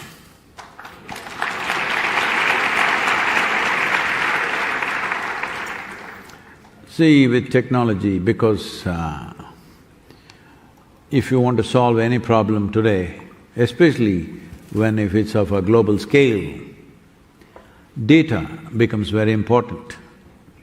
Otherwise, we will be wasting our time and energy doing things which are not relevant to a given place. When data is very important, technology becomes very important, even artificial intelligence becomes very important. I must tell you this. In southern India, this Kaveri calling project, what we are doing, there's a growth-related subsidy attached to the trees. What the farmer has to do is, he has to just take a picture of his tree every year and put it on the website, the government website. Within 10 to 12 hours, money goes straight to his bank account. This is a huge incentive for the farmer, that he doesn't have to go and stand in a line somewhere, he just have to take a picture and put it there. And there is also a digital marketplace that we have set up, where if the tree is 4 or 5 years of age, he can take a picture and auction it on the digital marketplace. I'm just… numbers I'm just throwing, this is not the real numbers. Let us say this tree is sold for 10,000 euros. 12 years later, it is sold now. 12 years later, growth-related, the agreement is such, it is growth-related, it is already sold for 10,000 euros. Year on year, second year if you send a picture, looking at the picture, whoever is managing the market decides to give him 500 euros this year, advance. Next year maybe 800 euros. Like this it goes. So let's say out of this 10,000 euros, up to 7,000 euros were already given because it's already sold. Last, when they come and cut the tree, they'll give you the remaining 3,000. This is a massive possibility for the farmer because otherwise he's not capable of waiting for 12 years. He doesn't have the economic strength to wait for 12 years. So, technology is important this way. But at the same time, I would like to warn you because I planted myself in California for 25 days a couple of months ago because many people were to be met there. And every second day somebody comes up to me and says, Sadhguru, my friend has created this fantastic app, it can solve all the problems. See, what is the food app in Berlin? Food delivery? Yeah. Volt, Lieferando. What is that? Volt, W-O-L-T, or Lieferando, Volt. I think are the two big ones. Okay, in India we have Swiggy, Piggy and things like that, all right? So you can call your alter Swiggy, Piggy, whatever you want.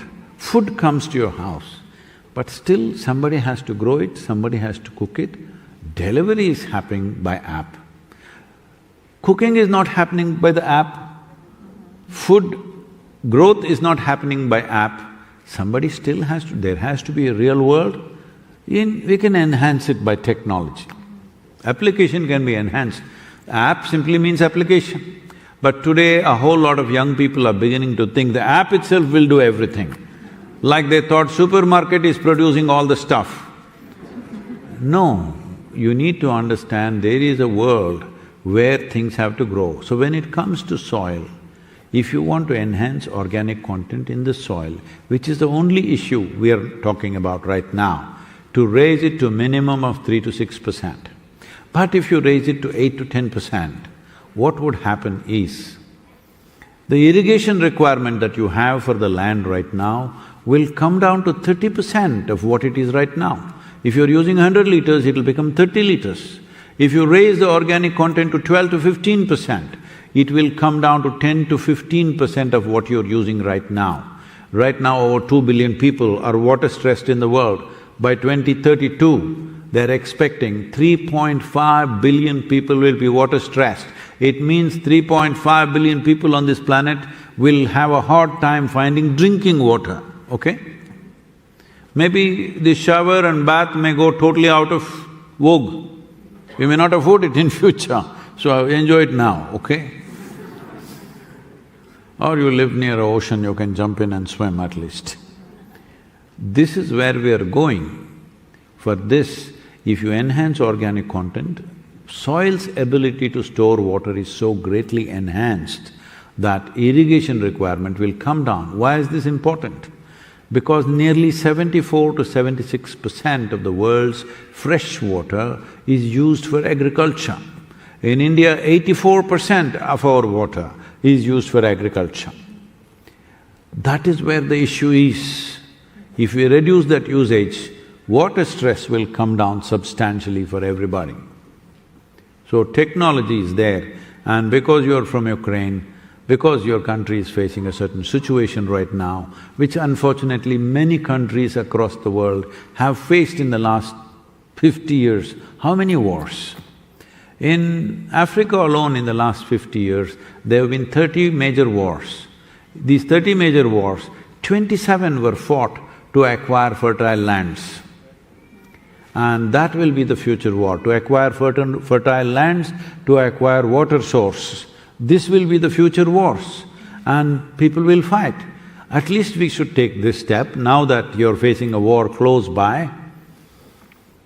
Well, just the reverse is happening, but all of you as citizens can push it in this direction. This is not my work, because this is next generation should push this.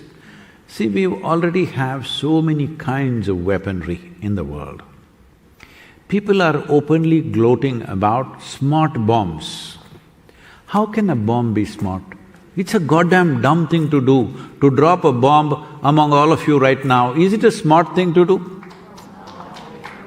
It's the dumbest thing to do, where people are there putting bombs. And how is a bomb smart? Why it is smart is, they are openly advertising like this in the military magazines. You can drop it through the window of a home, I believe, from the airplane, some 2 miles above the ground, in the sky. From there, they can drop the bomb into the house through the window. At least the cutting-edge technology from now onwards, what's happened has happened, we can't help it. From now onwards, new technologies must not go into military use, at least make that much, no?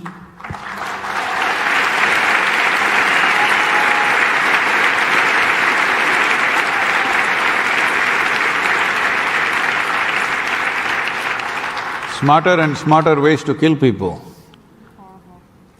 Horrible. One more question? Do we have time for one more question?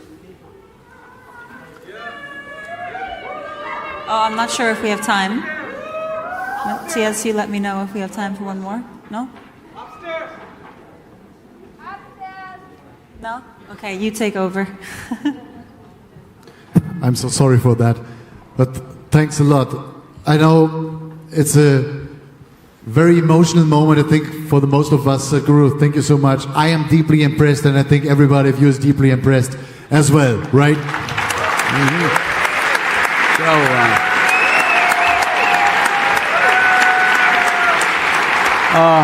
First of all, we are not at the end. We are not at the end because there's another chair coming on stage, because we have another guest. But first, I have to say we have one task for tomorrow. Everybody of us has one task for tomorrow. We have to write a letter to the Bundeskanzleramt, where the Chancellor Olaf Scholz is working. The Bundeskanzleramt, the address is Willy Brandt-Straße 1, 10557 Berlin.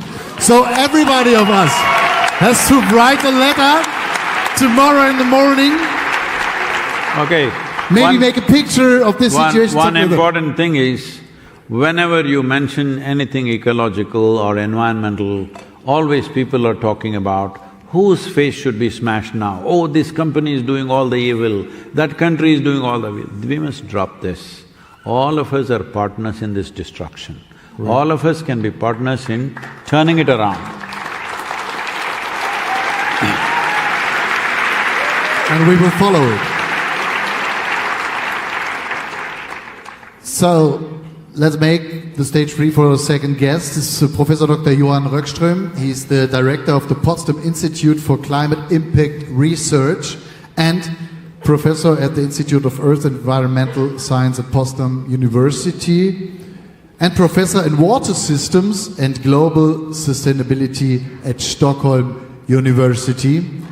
One of the most famous professors in our world, and we are very impressed to have him here to be with you on stage. Ladies and gentlemen, please give a big hand for Professor Johann Röckström.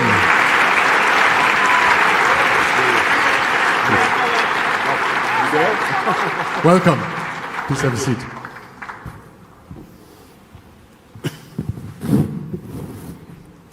Professor. Well, it's an honor, wonderful to be here with you. Do you hear me? And, well, I'm a scientist. I'm an Earth system scientist. But when I have been privileged to come into contact with the Save Our Soul campaign, Save Our Soul campaign, I just wanted to take this opportunity to share with you some of the latest scientific assessment of why I would even... Is it so that it's... Take mine. Take mine. Yeah, sorry, exactly. There we are. There we are. Why there's scientific support to potentially even consider changing the logo, that it's not only about saving our soil, it is that the soil saves us. And that is what the scientific evidence is increasingly showing. So we are in the midst of a climate crisis. We have an ecological crisis, we have a health crisis, and we have a war crisis. And they're all interacting. And the latest science shows that our only chance for a safe landing on the climate crisis is not only to phase out coal, oil, and natural gas, we also need to secure the health of the soils. And that this is now a precondition for our chance of having a livable future on Earth for all future generations. It's come to that point.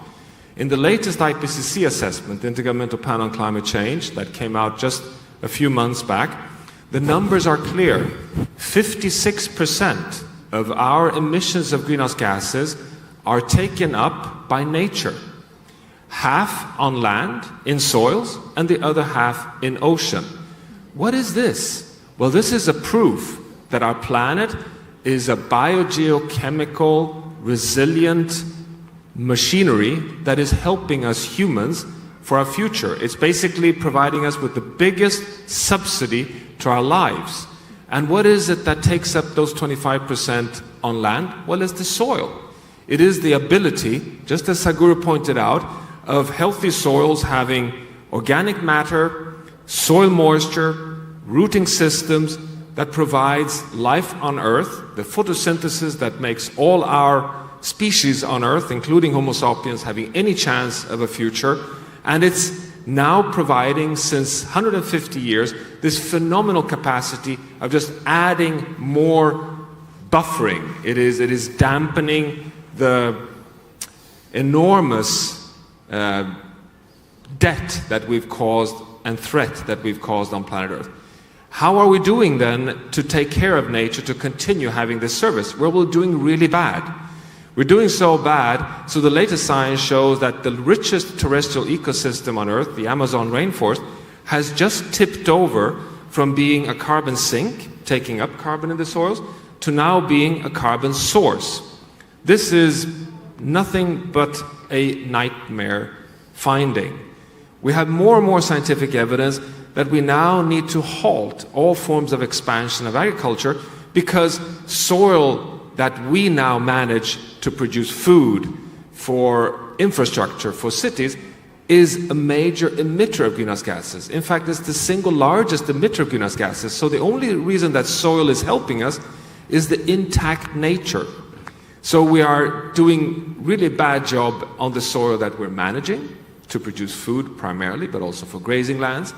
And we have our last chance is really to safeguard intact nature, but also, of course, doing what you, Sadhguru, are such a strong ambassador for, to become clever stewards of the soil that we manage, to have good food for humans, but also to invest in management practices that builds carbon, that builds more moisture in the soils, that gives us more healthy food production. And the good news is we know how to do it. It's just amazing that we're not investing in the biggest opportunity we have, namely to restore health of soils.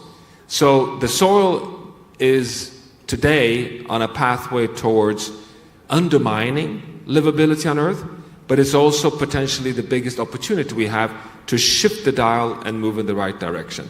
So I really applaud you in this not only saving soil, but the Soil Save Us campaign.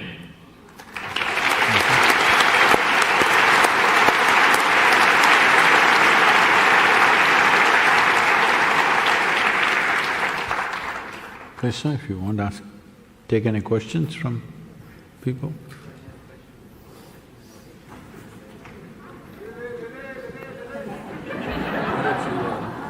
We'll just continue with questions. I'll take the dancing lady back there. Somehow I always see the ones with the big movements. Can we get a microphone to her with the sign? Look at her, she's doing such a good job.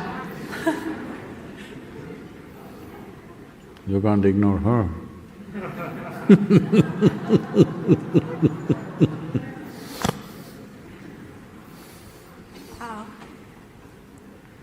Test, test. Oh, okay. Hello, everyone. My name is Susan. My confession is I'm from Germany and also India. So my question is, if we together can have a global rule or implement a global rule, what does it contain? What would you put into that global law or rule?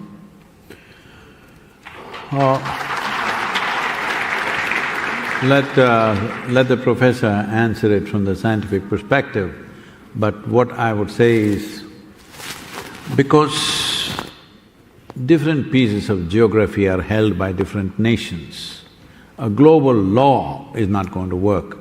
A global recommendation is possible, but a law is not possible because law-making prerogative is not with any global body as such. It is individual nations, maybe with EU, it is a region which can form those laws.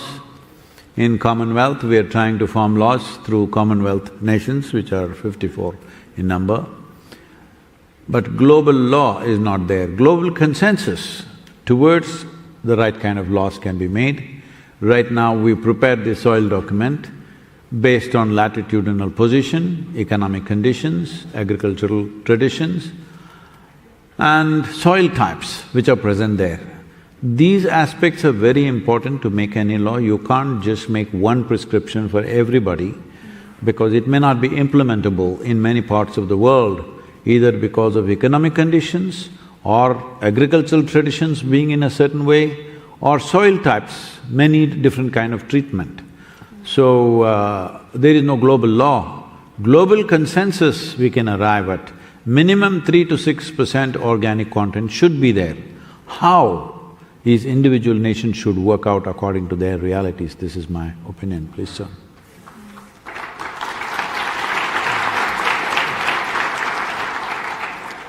Well, we're talking soils here tonight. To give you one support to Sadhguru's principle, all soil in the world should have at least 3% organic carbon. That is what gives life, it gives carbon sequestration, it gives moisture, it gives good food production. An average African soil has 0.3%. It's been degraded to a point which explains why we have on average 1 ton per hectare on food crops, on millet, sorghum, maize, across most parts of sub-Saharan Africa. Can you imagine if you would go from 0.3 to 3%? In Africa, you would help the climate, you would help African development, you would secure food health, you would get rid of malnutrition, and you would move towards a positive development. Ukraine has the world's richest soil. The famous black cotton soils in Ukraine, the breadbasket of large parts of the world. 85% of the grain imported to Egypt at the moment of the Arab Spring came from Ukraine and Russia. You may know that when the people took to the streets in Ukraine during the Arab Spring, the slogan was bread, freedom, dignity. Bread, freedom, dignity. Because the food prices had gone skyrocketing. Why? Because of forest fires that put a ban on exports on grain from Russia and Ukraine, and droughts in Australia, attributed to climate change caused by us humans. Soil and food causing and triggering instability, which gave the rise to the Arab Spring.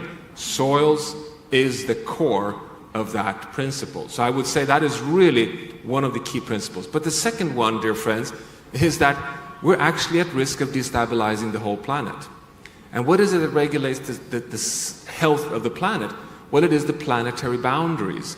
The planetary boundaries is not only climate, it's the soils, it's biodiversity, it's fresh water, it's nitrogen, it's phosphorus, it's air pollutants, and it's chemicals. We need to keep all these within safe boundaries. We call that the safe operating space for humanity. Science now provides safe quantities for all of these boundaries. So I redefine sustainable development and human dignity in the following way: prosperity and equity within planetary boundaries. That is, to me, the rule for humanity in the future.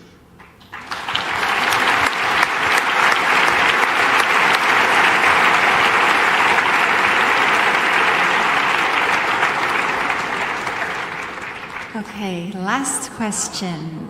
Now everyone got a poster and is dancing. Very smart, you guys. Okay, I'll go with the very tall standing lady over there. Yeah, you. Just stay standing so they find you.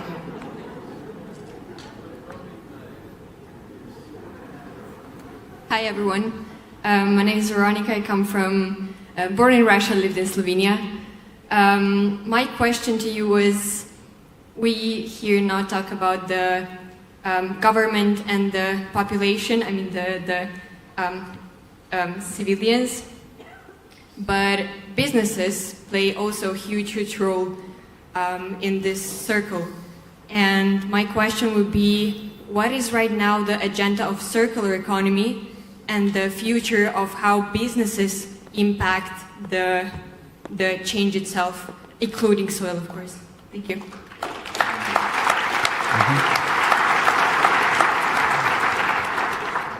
Yeah, thanks for that really important question, and I can start, and then I'm sure Sadhguru has very important reflections here as well. I would like to say that in general, unfortunately, businesses have not understood to be stewards of soils, unfortunately.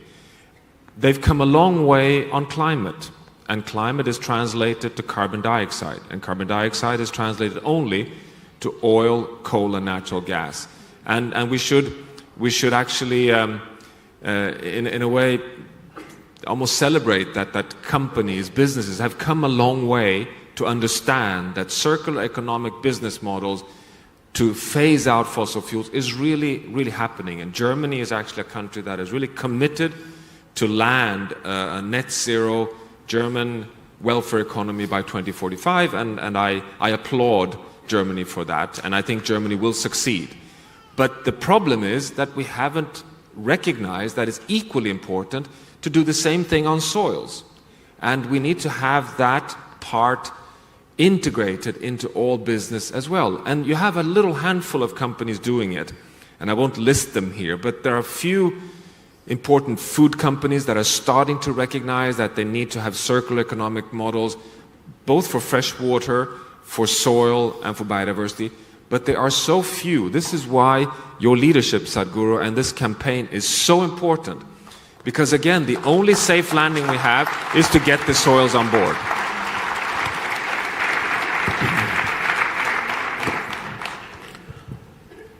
Say,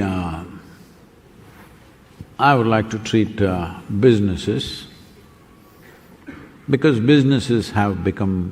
many businesses have become almost as large as nations. They're like small nations by themselves.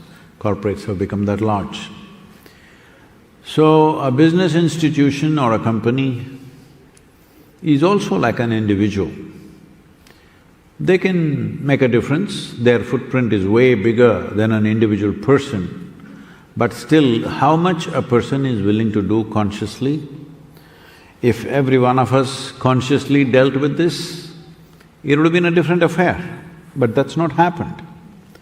So now expecting businesses to turn around by themselves is not the way. I feel policy is very important, because a business which works within the policy framework, we must let them be, whatever they're doing. Otherwise, if you are a law-abiding citizen, nobody should mess with you in this country. That's how it should be. No, you're a law-abiding citizen, but I don't like what you're doing. This should not come up, this will lead to anarchy, you know. You're going by the law, Within the framework of the law, you're doing whatever you want to do, but I don't like it. So I will try to enforce things on you. This is not a good society, this will lead to chaos. So the same goes for businesses. People are always telling me, Sadhguru, you are supporting fertilizer company.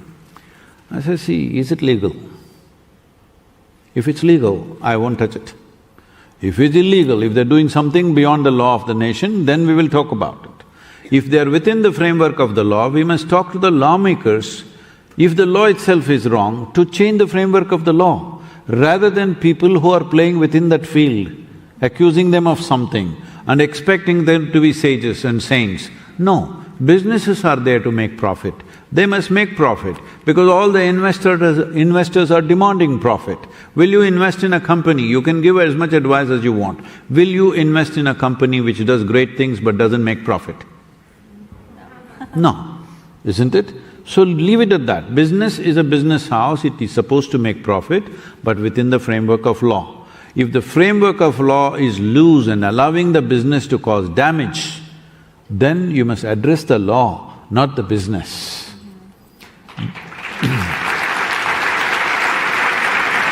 So but at the same time, I've been talking to business leaders for last 25 years, non-stop in various conferences across the world.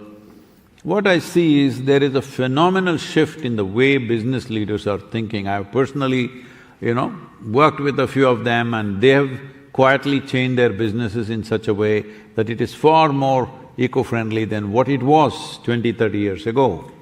And many businesses are doing that by choice. That is great, we appreciate them, but still that's not the way to do it. The policy should make sure whatever business you run is beneficial to everybody. That is the business of the policy makers. It is very important policy makers should plug all those holes which allows business to exploit that. Because within the framework of the policy, business is supposed to play a smarter game than its competition. If you don't allow them that, if both of us are running a business, if I tell her, you must be good and I will make profit, this is not going to work, all right? Both of us are striving to make profit. Only if we break the framework of law, then there is a penalty for that. Within the framework of law, we are making money, that should not be a problem. The moment you question that, you are questioning the fundamental framework of the world's economy itself. Don't do that, because that will lead to a much greater problem. Whenever something is inconvenient, you start throwing stones at somebody. This is not a good thing to do, this is a complete no-no. If you think a particular law is allowing businesses to do unjust things upon people or damaging, let us not even use the word unjust, damaging things to the world, we must tend to the law, fix the law in such a way that such activity cannot happen. As a part of this, now I'm addressing in the COP15 by UNCCD. This is a professor should know the aspects behind this. See, climate change and global warming and these carbon fuels, this fossil fuel burning, this gets 97% of the attention and the budget. Only 3% goes towards soil. So COP15, COP26 you heard all over the place. COP15 is happening. I participated in COP14 and now it's COP15 in Ivory Coast. During this journey, I'm taking a two-day break and going to Ivory Coast and I'm addressing 170 nations. We are quite certain, because UNCCD is a strong partner, plus the other UN agencies, we are quite certain some kind of policy agreement will happen towards soil, because what we are offering or what we are asking for is so simplistic, nobody can say no to it. What I'm saying is, this is all. 3 to 6% organic content should be there in the soil. Does anybody, a scientist, a politician, a businessman, a farmer, anybody, do they disagree with this? No. Everybody agrees. How? Well, there are arguments. How to do it? Well, let's debate the how. But first, let us agree, within the next 8 to 10 years' time, all agricultural soils on the planet must have 3 to 6% organic content. how you do it in each country, according to what is available there, their economic capability, soil conditions, people's will to do it, all this will decide how, and how will also decide how long does it take. I feel well-to-do nations should be able to do it in 6 to 8 years comfortably. Poorer nations should be able to do it in 15 years. Very poor nations who have no means at all should be able to do it in 20 years' time. It's very much possible this plan can be drawn up. If this plan is drawn up, execution will happen at different paces in different nations, but the world should start moving towards 3 to 6% organic content. As Professor said, 0.3% in Africa, less than 0.5% in 62% of India's lands, okay? With 1.3 billion population, what is our plan if we go like this? So this is a global issue, this is not an individual nation's issue. So it has to be addressed globally by intention. By consensus, we must arrive at the intention. This minimum must happen everywhere. How? Let each nation arrive at it by themselves, because we cannot dictate how somebody should do their agriculture. There are many aspects attached to it. I have a question for… microphone is off. Oh, no, it's on. I have a quick question. Does either of you know the percentage of organic content on German soil? No, I cannot say exactly, but it's probably somewhere around 2 to 3%. So it's… and that's let's say a privilege of being in the temperate northern hemisphere, because there's more moisture, there's lower temperature, so soils, even if you misbehave, tend to have higher organic matter. So that is a challenge on the savannah or in India to maintain and build organic carbon. But the science shows that nothing hinders us to go from 0.3, 0.4 up to 3–4%. It can be done, but it needs clever, wise management. One of the most promising technologies, for example, is conservation agriculture, where you stop plowing, because we have used plowing as a way of intensifying monocultures in agriculture, where you turn the soil. But when you turn the soil, you burn carbon and you expose the soil to the sun, and this works quite well in Germany when it's colder, but it doesn't work at all in intensive rainfall tropical regions of the world. If you stop plowing and instead you build more organic carbon in the soil by having legumes, by more intercropping, by more green matter, you can actually build carbon very quickly, and every farmer knows that that is what makes my soil productive. So it's a beautiful win-win strategy, and this is what we need to see.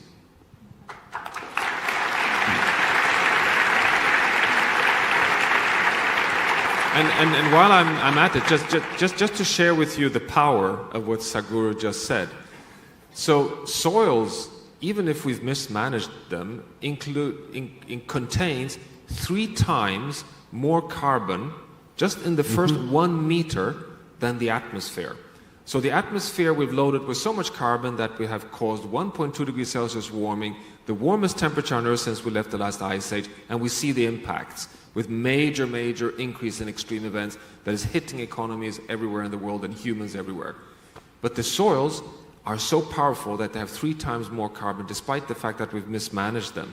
If we would go down the route that Sadhguru suggests, we would pick out roughly 1 billion tons of carbon per year, and we globally emit 9. So more than 10% of the solution would be provided by managing the soils. And we win through better productivity of the soil for food. So it's not a small thing. I mean, this is going from 0.3 to 3 is a big item.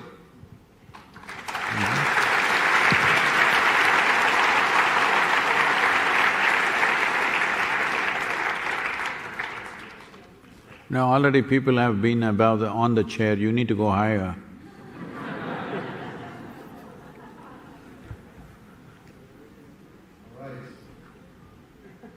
Yeah, please. Sadhguru, I have a wonderful young lady, she is 6 years old, from Poland, and she has a very nice present for you. This is Susie, and this is Sadhguru.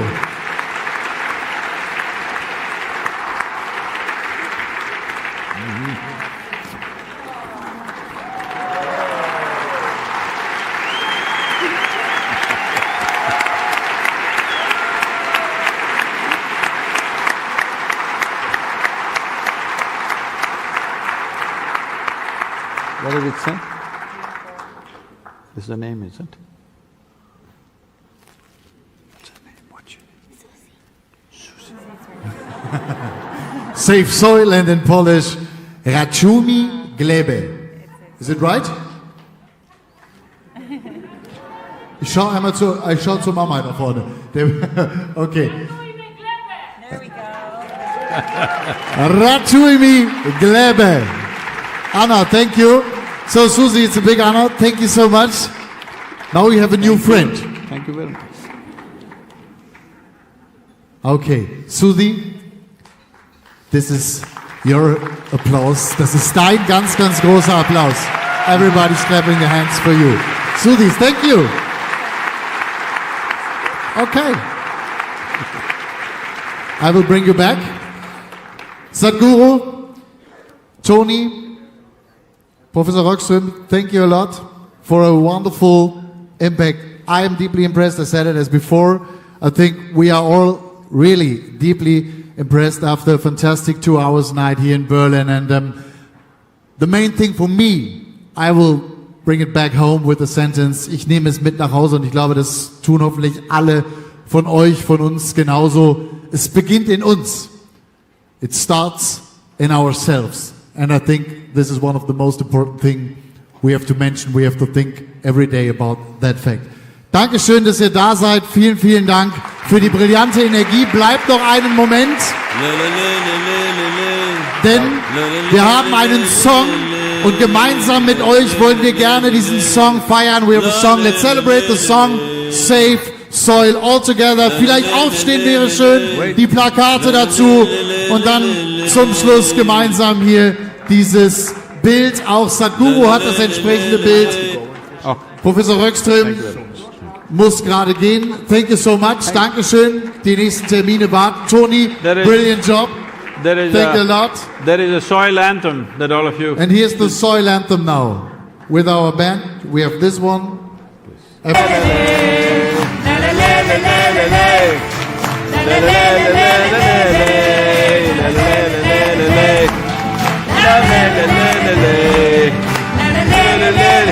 Soil man.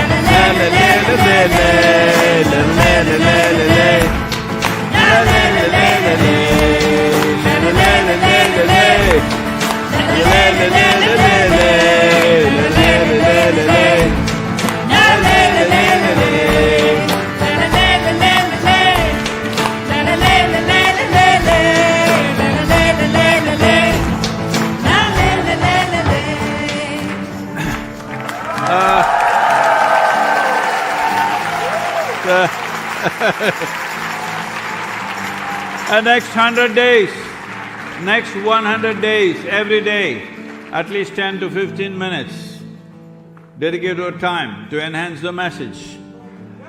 As you promised these 1200 people, just yourself, without other cities, you must touch 3 to 4 billion people. Hello? These phones, these instruments that you have in your hand, these are not just taking shots of your own mug, okay, all right? These are powerful instruments. If you use it right, you can change the world. This is the first time that such an opportunity is there with humanity.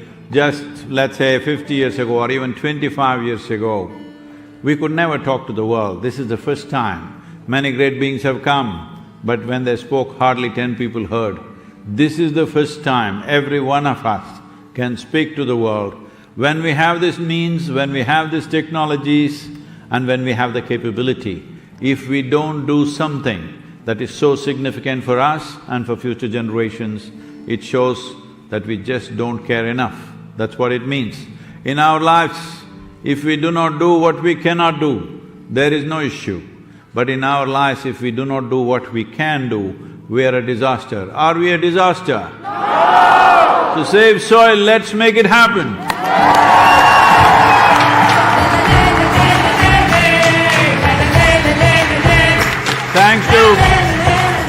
to Toni, Professor, and our...